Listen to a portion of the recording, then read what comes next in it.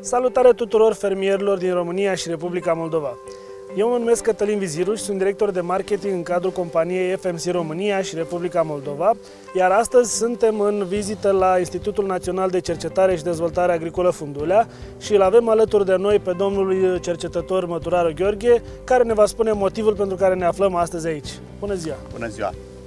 În ultima perioadă de timp, datorită schimbărilor climatice, mă refer aici la toamne lungi, călduroase, ierni blânde, în zona noastră de cultură s-au înmulțit foarte multe buruieni graminee, iarba vântului, firuța, dar și unele dicotile, veronica, galium și alte crucifere, care creează probleme în culturile de cereale.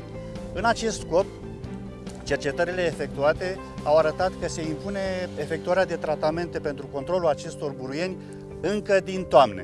Aceste tratamente asigură un start bun al culturii în vegetație, atât toamna cât și primăvara, și chiar ne asigură o relaxare bună în efectuarea unor tratamente de corecție în primăvară. Având în vedere aceste lucruri, condițiile favorabile dezvoltării și înmulțirii buruienilor în perioada de toamnă, atât graminee cât și buruieni cu frunză lată, compania FMC a omologat și lansat erbicidul Battle Delta, ce asigură controlul optim atât al buruienilor graminee anuale, cât și al buruienilor cu frunză lată din culturile de cereale păioase. Erbicidul Battle Delta conține două substanțe active, flufenacet și diflufenican, flufenacet fiind o substanță activă cu efect pelicular, iar diflufenicanul este o substanță activă care se absorbe prin frunze și rădăcini.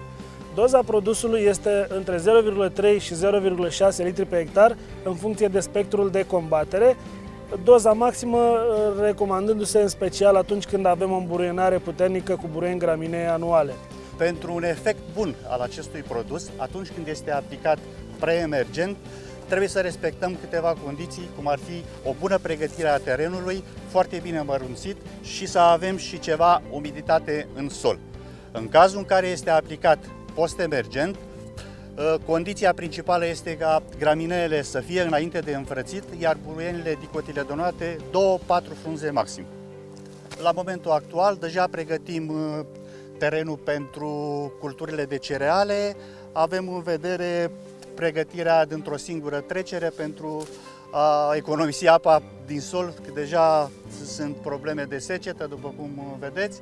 Aceste sisteme de lucrări ne asigură o bună răsărire a culturii în prima fază de vegetație, după care așteptăm răsăritul buruienilor, alegem momentul optim de aplicare, cum am menționat mai înainte, pentru graminee înainte de înfrățit și pentru buruieni cu frunză lată 2-4 frunze. Și aplicăm produsul Battle Delta, care are numeroase avantaje, poate fi aplicat și la temperaturi mai scăzute, 5-6 grade, nu ne-a creat probleme de fitotoxicitate. Erbicidul Battle Delta are o selectivitate foarte bună față de plantele de cultură. Produsul Battle Delta ne oferă și o bună relaxare în ceea ce privește aplicarea lui, acesta putând fi aplicat atât preemergent cât și post-emergent. Practic putem să îl aplicăm de la BBCH 0 până la BBCH 21 a culturii. Adică avem o fereastră foarte largă. De la începutul lunii octombrie, să spunem, când începe perioada optimă de semănat, sau dacă vorbim de orz, de la sfârșitul lunii septembrie până undeva pe la jumătatea lunii noiembrie, poate chiar și mai târziu dacă condițiile climatice o permit.